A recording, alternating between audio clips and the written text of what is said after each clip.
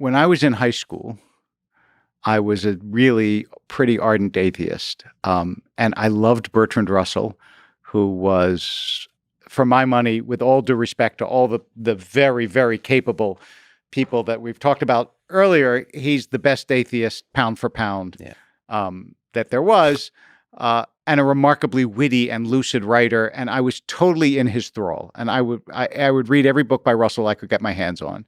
And the reason that I did, I have this theory that why do adolescent boys like Mr. Spock and like Sherlock Holmes? I think it's because when you hit puberty, for a lot of us, there's so much discomfort with our bodies that we like the idea that we're just brains. I really think so. I had that experience. It's like, I want to just be a thinking machine. I don't want to be a body, because my body was making me so uncomfortable. I had all these urges and inclinations that I couldn't control. So Russell was perfect.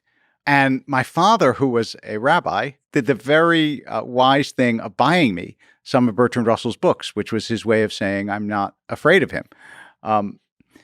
Actually, there was another rabbi. I was at summer camp, and I was sitting on the porch of I remember exactly, and I was reading Bertrand Russell, and this guy came up to me and he said, what are you reading? I was maybe 16 or 17, and I said, Bertrand Russell. I was spoiling for a fight.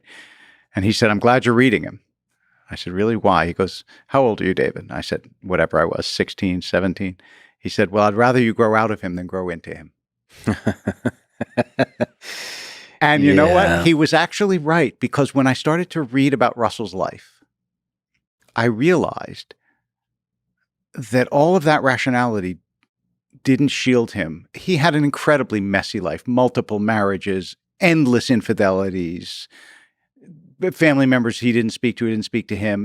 By the way, he was raised by his grandparents because his parents had died, and like really not a happy a remarkable life, but not a happy one.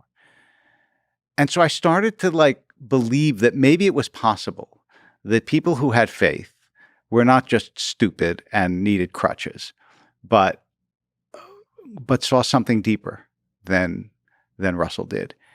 And the more people that I met that were like that, it's funny because I always thought, okay, my father is a rabbi, that's great, but nobody else.